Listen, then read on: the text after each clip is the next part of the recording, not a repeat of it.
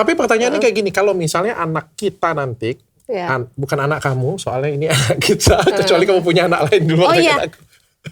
Tapi kalau misalnya anak kamu nanti, anak kita nanti menikah dengan pasangannya, misalnya dibucin nih, terus dia pindah agama, dan pindah agama ke agama ceweknya.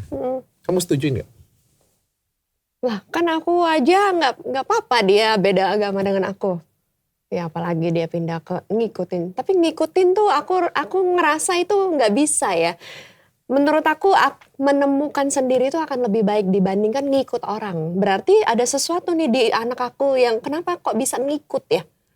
Kalau dia bisa ngikut itu artinya ada sesuatu yang yang bisa digoyahkan masih keyakinan dia.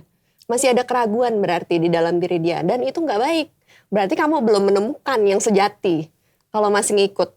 Menurut aku sih kayak gitu. Oke, kalah ya? Iya, karena kalau kita sudah ada keyakinan yang sejati, yang dari dalam ini, kita tuh nggak ngikut orang lagi. Kita nggak akan goyah lagi. Gitu loh. Dan pasti lebih memilih keyakinannya daripada pasangannya. Benar.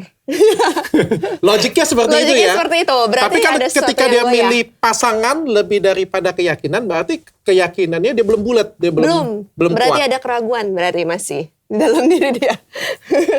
Ya berarti ya ada something ya pokoknya ya itu sih harus diperbaiki dulu mindsetnya kali. Oke. Menurut aku mindset itu Aku lebih setuju. bagus sih. Aku setuju.